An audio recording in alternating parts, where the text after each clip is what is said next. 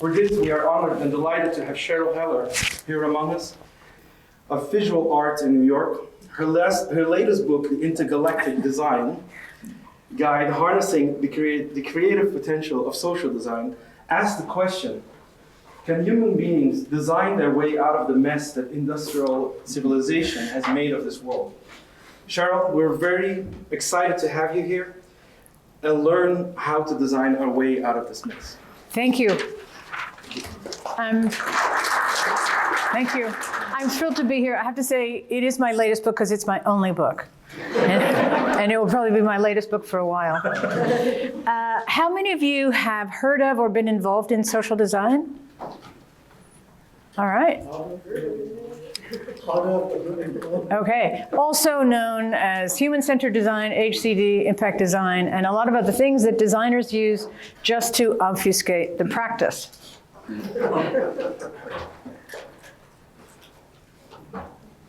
You know, not only did the remote not work, but the slides aren't advancing.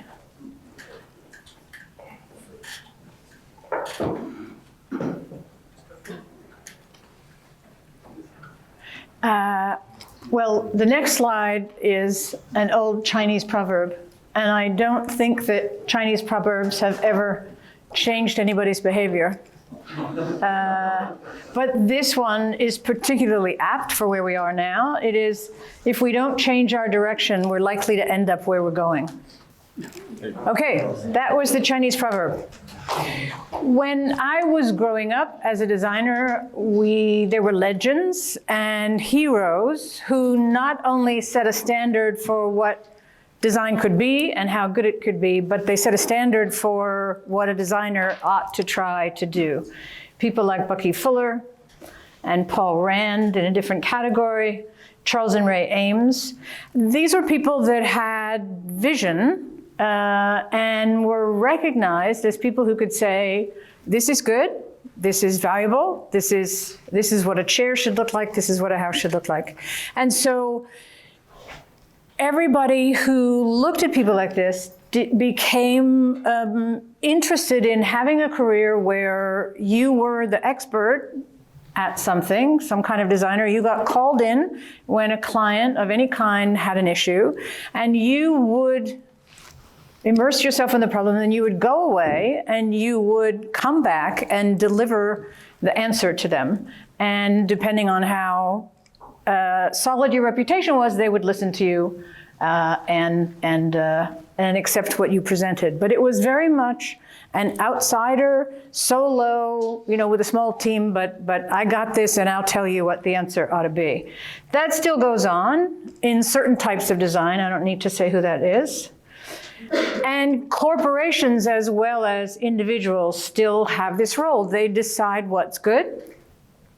And they create the things that define our lives and define our behavior and the vision that we hold of the future. So design's played, in the traditional way, it's played a really significant role in the kind of lives we live and the kind of civilization that we've built. I was at Schumacher College in England, and the head of the college at that time said something that I thought was so self-evident and powerful. He said, no one alive or in history would have planned to be where we are today as a species. Except that we did actually plan it, and we did actually design it, and it was thousands and billions of individual plans without any sense of what the whole outcome would be. And the question is whether we have the capacity now to turn the ship and behave differently. There was a David Orr, who's an environmental writer, said something almost a quarter century ago. I read it probably 15 years ago. He said, as Homo sapiens' entry into any intergalactic design competition, our industrial civilization would be tossed out at the qualifying round. So he called it long ago, right? This whole thing that we built is not sustainable, we know that. And that was also the inspiration for my latest book. Design is actually evolving, and there have been lots of changes in several dimensions. First of all, the role of the designer, what began as sort of a faceless person in the back of a factory, just making things work on the assembly line, evolved into that cult of personality that I talked about with Bucky Fuller and Charles and Ray Ames. And then all of a sudden, as design became a popular profession, it fragmented into 100 different specialized areas. So you couldn't be a Bucky Fuller doing all kinds of things, or Charles and Ray Ames. You had to declare yourself UX designer, hardware, software, whatever it was, right? You had to specialize. And now it's evolving to the point where designers are playing a really different role in that they are facilitators and leaders of other people practicing design.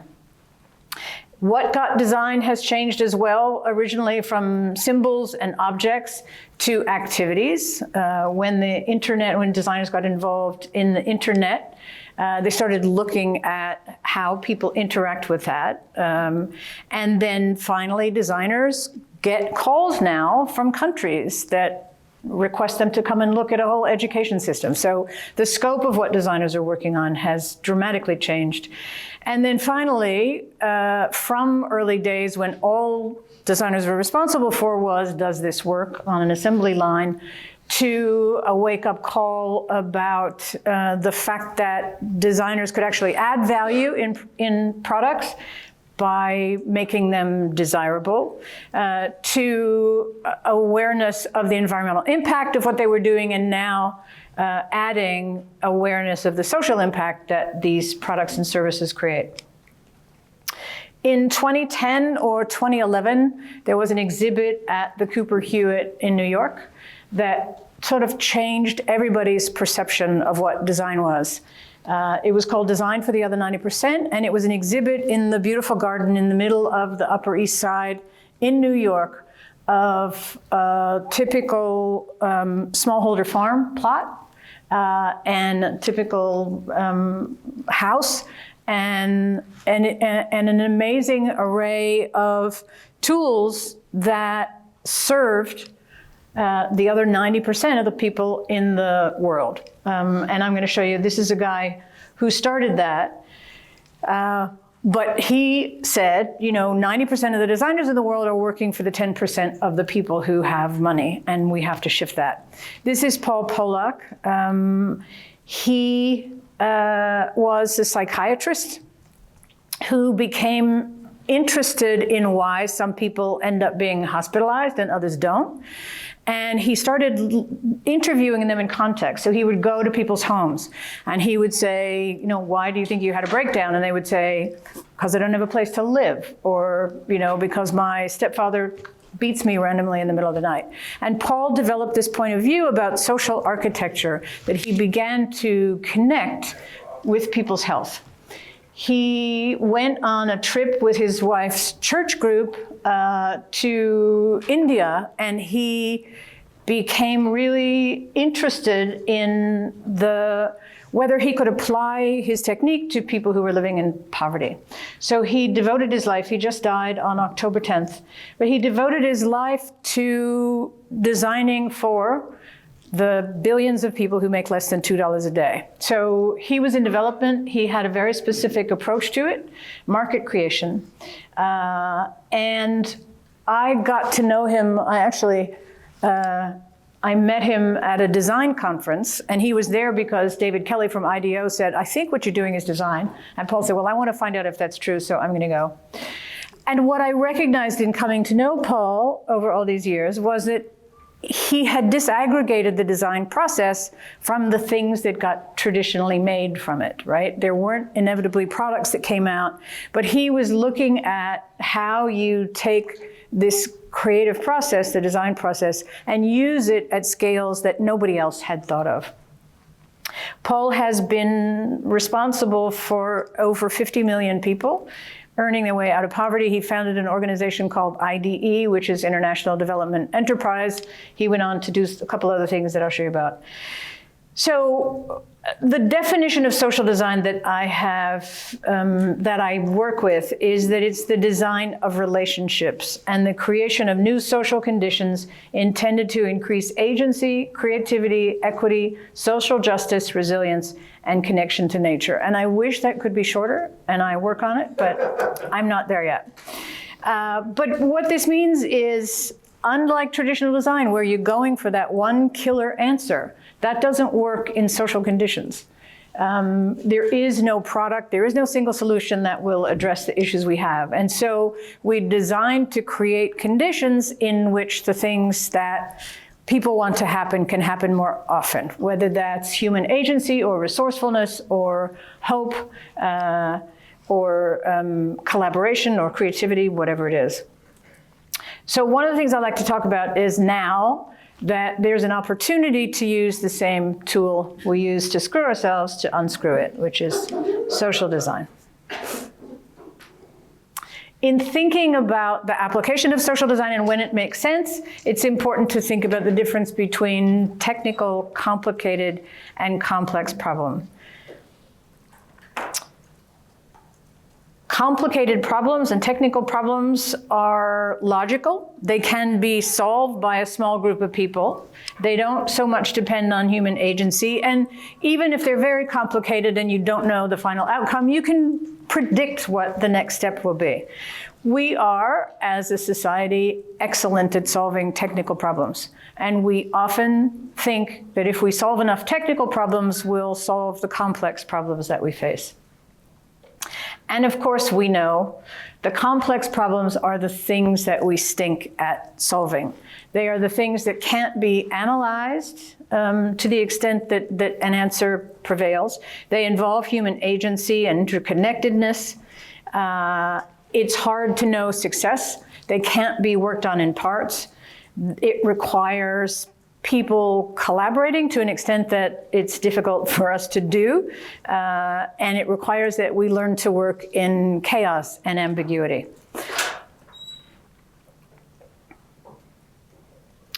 One of the things that has been annoying from time to time, and I'm now grateful for, is the number of times I have to explain what social design is. And it's actually really good practice, and it makes you think about it. But I've always worked in contexts where not everyone is doing what I'm doing, so I had to explain myself. So I've tried to put together just an overview of not only how social design is different from traditional design, because that's easy, but how is social design different from development or from lean startup or from any of the other things that we know, just the scientific process or the creative process. First of all, it is a practice. It is more like fly fishing or being a goalie than it is being an academic and thinking that you can learn all of this in a lab or in a lecture and then go out and practice it. And it requires engagement in learning to think in a certain way, to become adept at using certain tools and developing skills. I skipped the other two because this group knows about deduction and induction, but there's a guy named Kees Dorst has written about what he calls design abduction. And it's a good, it's sort of a good indication of when you can think about using social design. When you know the condition you want to create, whether that's ending poverty. I'll show you on the next slide that I'm working on. But you have no idea what to do about that yet and what effect whatever you're going to do has, right? That's where design typically starts. I know I want to create something, but I have to experiment my way through this. A good example on a project that I'm working on is thinking about how to prevent foster youth from aging out and becoming homeless. 50% of the homeless people in this country were in the foster system. So it's a hugely broken system, but it's a perfect example of the kind of amorphous, chaotic problems that people are using social design to address. So I'm thinking a lot now, and especially since I've come to ASU, about what's different for engineers and what's different for business students, right, in what you do. And there are some things about the design process that make some people really anxious because there's not solid ground under them. So first, not necessarily the first step, but one of the key steps in design, the Gambit, which is literally from Italian, meaning stick your leg out, the designers are comfortable coming up with a solution before they know whether it's practical, feasible, right? You come up with ideas and it's okay if they're wrong. And the fact that they're wrong means you keep them in mind and you go back and prototype and experiment. But for people who love logic, it's a really difficult thing to do. And for people who grow up in certainly corporate environments where the goal is to have everything completely buttoned up before you stand up in a room and, and stick your neck out and say something, right? Because it's part of, you have to be decisive, you have to have the answers right? This is totally counter to it. But you can't reason your way to an answer to the things that social design is being used for. Another aspect of design is reframing, which everybody knows what that is. Has anybody heard the story of the elevator? So it's a great example of reframing. In a residential building, all of the people who lived there were complaining that the elevators were too slow. And so they did analysis of whether they should get rid of all the elevators and replace them, or should they just get a new elevator and add one. And somebody decided to experiment by putting mirrors in the elevator. And as it turned out, the issue was not that they were too slow at all. The issue was that people were bored when they were riding the elevator, and everything went away because nothing could be more fascinating than looking at yourself on the way to or from work. This is a really famous story. Has anybody heard of this?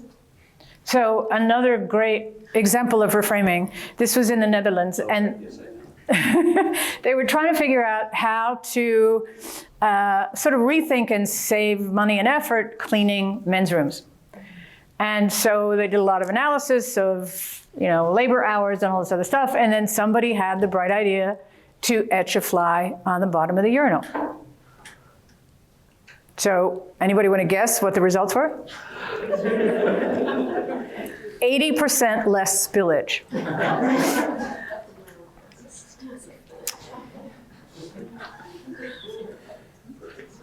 Some of the other things that are different about social design is that we really do look at the relationships between things instead of the things themselves. Certainly the relationships between people, but also the relationships between people and the environment. There's a couple of my students who did their thesis project trying to help the canners of New York, understanding, how they worked, who they were, how the city could become more helpful. Another aspect of social design is the importance of communication. In whatever program I've been involved in, I've always taught communication design because it's everything. When you're designing for human relationships, people's ability to be heard, people's ability to be understood is the most important thing there is. This is Meg Wheatley, who is a wonderful business strategist, who actually has written multiple books, but she said something I love, which is that all change begins with language. No matter how big the project becomes, it begins by two people talking to each other. I'm not going to go through this in depth, but one really important difference in design is that it's driven by inquiry and not decisions. Again, if you think about the comparison to that to the corporate world, right, where you want to be decisive all the time, this is really about not bringing a preconceived answer to anything. It's really about being fine, we call it productive stupidity, being fine not knowing the answer. And I can, if anybody wants to read this in more depth, I can make the slides available. Another aspect that's different about social design is something we call making to learn. In typical processes, there's a research phase, there's a strategy phase, there's an implementation phase, there's a measurement phase, and they're separate. And they're often led by different people. In design, that whole thing is collapsed so that the research is the prototyping, is the learning, is the metrics, and it becomes one continuous process that really happens all at the same time. And the effect of that is that it forces people to be more aware of what's going on in the moment. It forces people to be to pay more attention to how people are reacting and what's going on. So it sort of forces living in the moment in a totally different way. Again, for people who are most comfortable analyzing things, that's a really difficult shift. One of the things we learn is that when people are putting teams together to do anything, they will spend a lot of time thinking about what kind of experts they need on the team. You know, do we need an anthropologist? Do we need a data scientist? Whatever it is. In truth, we found that matters far, far less than whether people have the skills to collaborate and to communicate and to think critically. That you can put any kind of expert together. You can bring experts in and out, but it's absolutely essential that the soft skills are in place.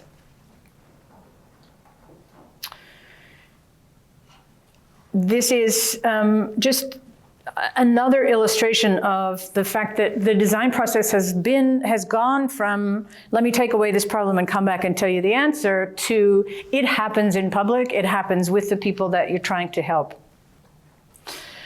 One of the, there's a guy named Robert Fritz who writes about creativity in the most cogent, clear, wonderful way. But he makes a distinction between creating and problem solving and says problem solving is making something go away.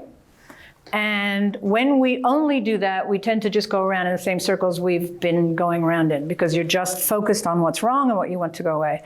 That creating is causing something new to be realized that didn't exist before. And so in practicing social design, it's really important to know that those two things are different and to be able to use both. Because there's always problem solving, but there's more. There's actually imagining a different state.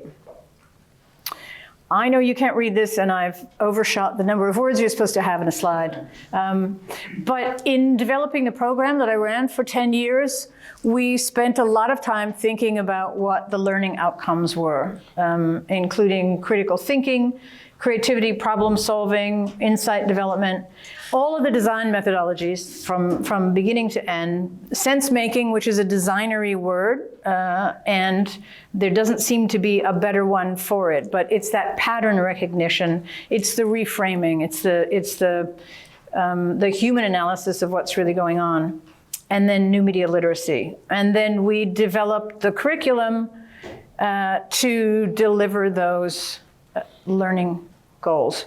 And one of the game design, and I know it goes on here, but it's really central to helping students understand what social design is and helping them design for relationships and think about that systemic approach at a fairly controllable way. So I brought a couple of slides to illustrate how students learn this, and then some examples of how masters out in the world do it. As I said, it's all by experience, so you really have to go through, you have to learn the theory and then go and apply what you did. This is a woman who had a lifelong problem with stuttering. And it happens a lot that, you know, the impetus for this or the purpose that people find is something that's close to them. So Yuka wanted to help other people because she had overcome her shyness about stuttering. And so she developed this virtual reality tool. She figured out that one of the most anxiety-producing events in a young person's life is a job interview. So she focused on that, and she created this program to help people relax and get them comfortable enough and practice the job interview before they did it. There's another woman who had a daughter who was ill. She had epileptic seizures, and so Yenna developed a piece of clothing that was an early signal that her daughter was going to have a seizure, and actually it got launched with a company she went to work for. And they're very different because they're all very personal. This is a woman who wanted to investigate issues of colorism. She thought she was going to work with adults. She thought she would sort of tell adults to get over it, and stop being racist. What she found is that it happens really early in children's lives, that it mostly happens to young men, and that what happens is they get in trouble more often in school. They get asked to leave for the day or whatever it is. They're truant more often. And so this becomes an issue that builds over time. So she did something that was really remarkable. She went into schools and she taught 4-year-old boys to meditate. And I've seen the videos. It's like, really? You want me to sit still? But Jade was amazing, and she created this sort of hero-based series of metaphors for heroes that meditated, and so it was palatable then. But and then she launched that through a healthcare system in Newark, New Jersey. And this, which is one of my favorites, a guy who was just rabidly determined to end food waste. And he would harass the others in his cohort, and it was all he talked about. And it took him 2 years of trying to talk to people about eating broccoli stalks and not throwing, overripe apples away, beating his head against a wall, but being just relentlessly hopeful that he was going to figure it out, and all this stuff was just feedback. He realized that while you can't ask people to stop doing something, you can give them something wonderful to create with. And he discovered by accident a foodie culture that was really interested in joining him to figure out what you do with broccoli stems and what you do with carrot tops and bruised apples. And so he ended up creating a pop-up restaurant called Salvage Supper Club, and he served dinners on the streets of New York in a swept-out dumpster. And what happened was, first of all, it was such an exciting evening for people because there's the story of the provenance of everything you're eating. Then there was the fact that they were eating in a dumpster on the streets of Brooklyn. Discovery made a film about him. He's done it all over the country and in Japan. And about 6 months after he did this, a couple of big New York chefs decided that they were going to serve dinner with food that was diverted from landfill. So student projects tend to be really immersive, but, actually Josh has gone on to do this, but it's difficult to do them at scale just because of the limitations of school. But I brought a couple of examples of some of the best and the biggest programs. This is Paul Pollack as a younger man. He was the first guy he developed a treadle pump, but he didn't develop from scratch. He went and lived with people and saw what they were doing and helped them develop a treadle pump. He sold over 1 million of them to people who make less than $2 a day, proving that there is an economy and there are markets to be created in those places. And he went on after that to develop a number of other projects. This program is, I think, in over 300 villages in India, and he starts businesses with people there. In this case, it was a 5-cent water purifier. And he went to the people who sell, I think it's called a Kerala, who sell supplies, trained them to purify water and sell it, had local delivery men delivering it, and has basically brought healthy water to thousands of people in villages that are too small to,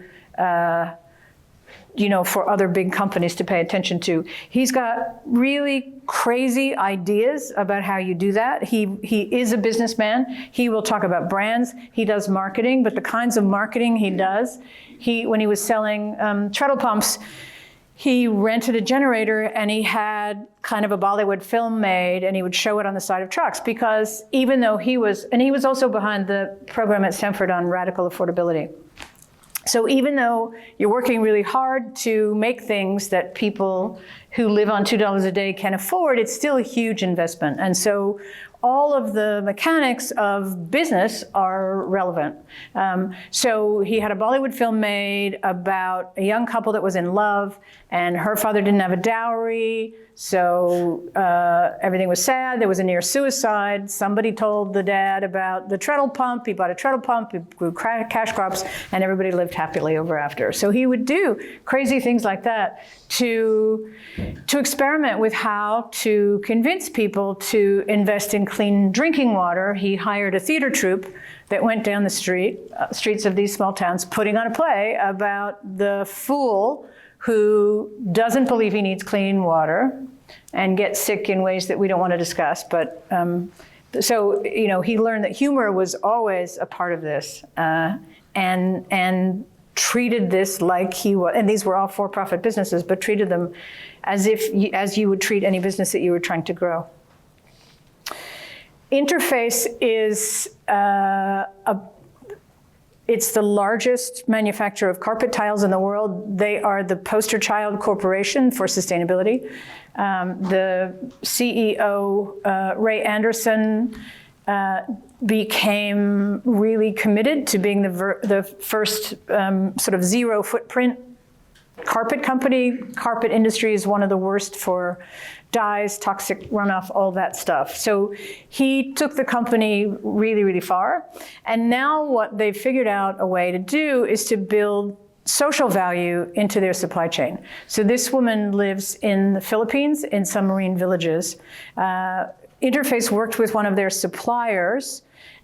They pay people to pick up the used crab nets that ruin the marine ecosystem, figured out a way to clean them and get them into this global supply chain.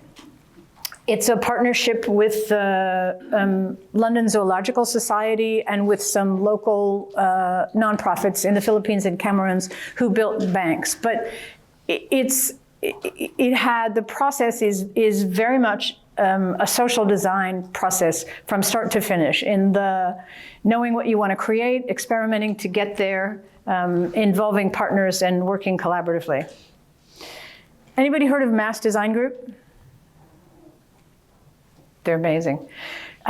This is an architectural firm in Boston that has essentially hacked the architectural process to create social value as well as building buildings that, like the one we saw earlier, that become these monuments to an individual designer's vision. This is a cholera clinic in Haiti. And Mass looks for ways not only to use the designs to make people healthier. They design special furniture for cholera patients, but they also taught or helped form a company of former sex workers to make custom furniture for the place. So they create jobs and they teach people how to do things. The metal front was commissioned by the people on the streets who were doing metal souvenirs. This is just an inside of that hospital, but they did a study and proved that the design of maternity wards is contributing to what's called the epidemic of C-sections. That is actually the way the building's laid out, where the bed is, where the bed faces. And so they're looking at architecture in a totally different way in terms of how does it protect current power structures, how does it shift those power structures to be more equitable. This is a crazy guy named Jeffrey Brown who has a grocery store empire in the food deserts of Philadelphia. He has a for-profit group of stores that sell to people who can't afford his products. And he is a brilliant designer, even though he didn't call himself that. He experiments all the time, and he has, whenever he's thinking about doing something, he will gather the people in a neighborhood where the stores are, and he will work with them to come up with ideas. And they are things like, can a grocery store help reduce violence on the street? So they experimented with a program where they gave food coupons for people who turned in guns. And they collected 10,000 guns. They didn't really think it worked because they couldn't correlate the guns they collected to reduction in violence. But another woman said to him, you know, so many people in these neighborhoods have been in prison, and because they've been in prison, they can't get jobs. And if they can't get jobs, they can't buy your food, so you should fix that. So he started a training school for people who have been in the criminal justice system, and now a third of his employees are former inmates. And he discovered that being a drug dealer is actually perfect training for running a dairy department. Roseanne Haggerty is just an extraordinary woman who has been working to end chronic and veterans homelessness for a lot of years. She founded a program that, I think it was called 100,000 Homes. The goal was to get 100,000 vets or chronically homeless people in homes. And they accomplished it. They worked in multiple cities across the country. And when they got there, they realized that homelessness had increased and they actually had done nothing. And so she started again, and she realized that the only way to really know that you're making a dent in homelessness is to get to zero. So she's working with 74 communities across the country. I think 8 of them have gotten to functional zero on veterans homelessness. But she teaches the communities how to think about data differently, shifted from the numbers that the government typically puts out to what they call a by name list, so that you're obligated to know who you're helping, whether they're chronic, whether there's been an event in their life, or what the situation is. She teaches them to have a creative session. She teaches them how to have a meeting. She teaches them how to develop ideas. And she's started this network. There's a podcast about her, as one of the examples of someone who's actually proving that you can solve the big intractable social problems of our time. And at a very different scale, this is a group of policemen in North Springfield, Massachusetts, who were special ops guys. They were trained in counterinsurgency.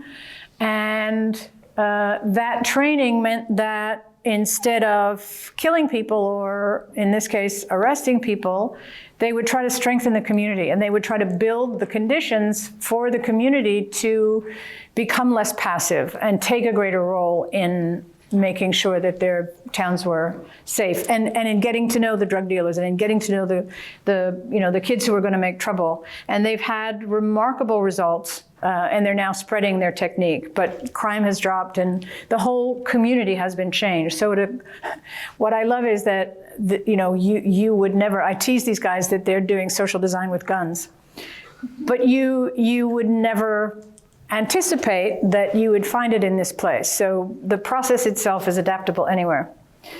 And then finally, one of my favorite stories. Anybody know about the strike in Iceland in 1974?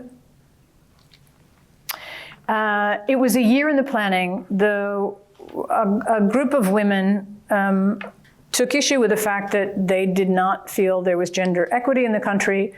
They weren't being paid as much, and so they decided to have a day off. So they spent the year organizing this, exactly using the design process, and the men named it the Long Friday, and they had no idea how many people were going to show up. 96% of the women in the country showed up in downtown Reykjavik. And the stories were, and there's a wonderful film coming out about it. This woman said, I took my kid to the husband's office, I handed him the kid and said, I'm out of here. They ran out of hot dogs because that was what the men knew how to cook. There was a funny story in the newspaper about a guy who tried to fry yogurt to feed his kids. And what happened, I think within 5 years, they had the first woman president, and they are #1 now for gender equity. When I met them over a Skype call in a small theater in Massachusetts, and they sort of leaned into their laptop and looked out at mostly women in the audience, and they said, do you know where you are in gender equity? You're number 49. When they said, what are you going to do about it? And these were, I got to meet the 2 women, and give them each a hat. And there's I can make this available too, but there's a wonderful tape of them talking about exactly how they did it. And the process is the same. Two other things. These are resources if you'd like them. This is a project I was involved with that was developed by Gates Foundation and USAID. They brought a whole community of people together who work in public health to create more knowledge, access, understanding of what they all call human-centered design, how to use it, when to use it, and how to talk about it, most important. So, if you're part of a small innovation team at USAID, you have a lot of explaining to do why you want to do this process that starts differently and takes different resources at different times. And then finally, a project that I've been involved with for the last 3 years. 5 years into the master's program, it occurred to me that I could not tell anybody that design made a difference. I could not say, this makes things better. There was just no quantifiable information. And so we organized a symposium. We brought people in from all different aspects of health and design and philanthropy. Turns out everybody felt this need. Nobody knew how to quantify it. And it's about to be launched, but with the help of the Robert Wood Johnson Foundation, we have looked at a number of cases and how they measure design, when they measure design, and the difference that it makes. Okay, that's the end.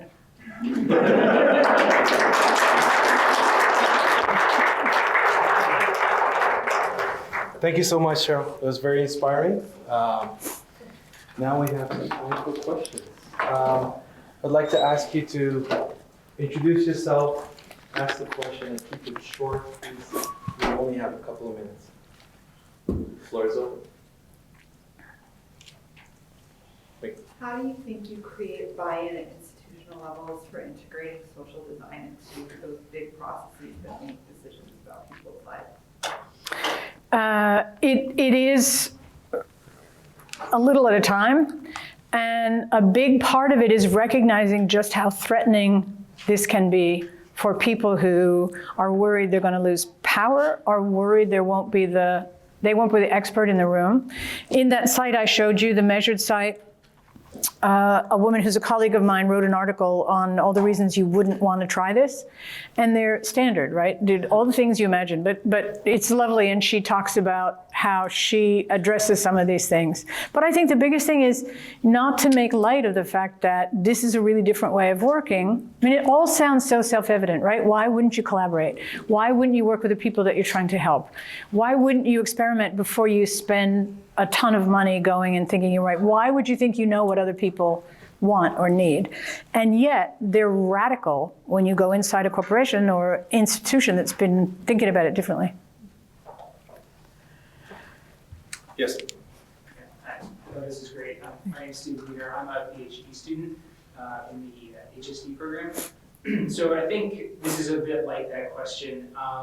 I have been into this world of design and human-centered design thinking for a few years, and I'm very curious if you think that the kinds of projects that you show that are fundamentally based on building an app, building an artifact, coming up with a new physical process for something, even if it is socially good, it's the work of a community, if that's fundamentally different than designing organization or even an experience that's just to persist over time. I feel like I'm wrestling with that question of like, is this the same design or is it fundamental? It is the same creative process with differences in the places and the ways that things happen. So if you're designing a new product, the way that you research it, the way you test it is going to be different. And you get that product done and everybody can see what you were talking about. Social design is invisible. And so we need to create prototypes of what we're talking about. And sometimes it's role playing and sometimes it's, I don't know what, just trying to give people the experience. And it's never done. And nobody can buy it, right, when you're done. So, I think there are very different aspects to the process, but the creative process, right, belongs to everybody. The way that anybody comes up with new ideas, it's always the same.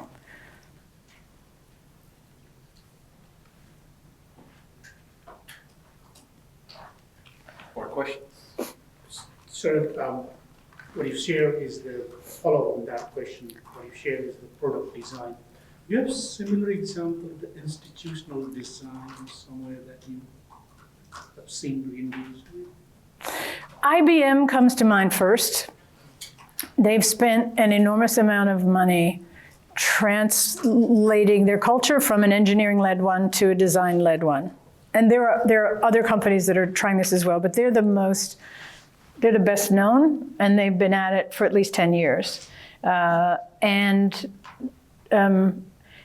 They had Forrester do a study because of course IBM is going to measure ROI, and it was called enterprise-wide ROI. It's easy to find, this Forrester study. It was more innovative, more profit, faster to market, fewer errors. And what I loved about this report, and also sort of proved the point of how difficult it is to explain this stuff, is that in the executive summary, Forrester said, hey, you know, they made more money, they saved more money, blah, blah, blah. But there were also these other things we didn't measure, like employee engagement and like creativity in the culture. So it's a really interesting thing to read for that reason. But yeah, I mean, there are other examples, but that's a good one. Yes?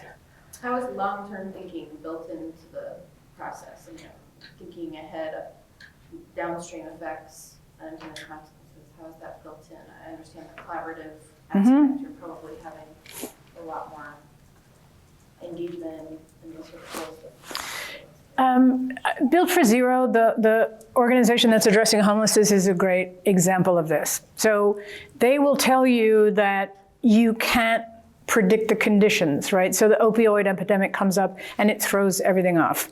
There's a story about a community in Washington State, I think. They got to zero homelessness and the neighboring county started shipping their homeless people in.